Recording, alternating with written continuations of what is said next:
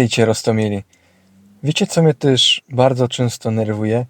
I że moc ludzi gołdą i że śląską gołtka nie ma rechtu do tego, co być uznaną za gołtkę regionalną, bo festy przypominał polską gołtkę.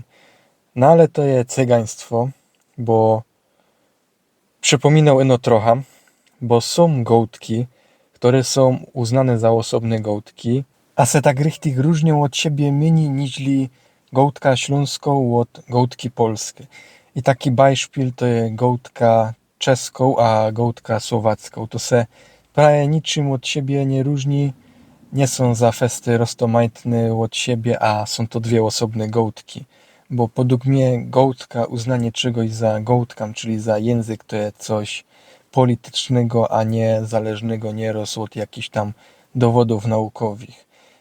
Chcecie dowód, że się niczym nie różnią, to wciepnę wam tutaj z mojej roboty taki dowód, bo ją robię na drukarni i poślę wam tutaj projekt graficzny papieżane tytki, którą idzie na eksport do Czech, a do Słowacji i se możecie tekst porównać te same tytki w tych dwóch językach i zaznaczam wam, co se różni w gołtce czeskiej od gołtki słowackie. Od gołtki, no, Słowołków, nie? I według mnie śląska gołtka ma w 100% rych do tego, co by być osobną gołtką i moc je dowodów na to.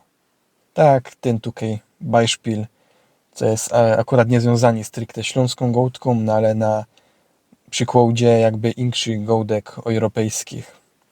Co myślicie na ten temat? Nie gołdą prawdy? Cygania? Raczej to jest prawda. Zresztą widzicie sami.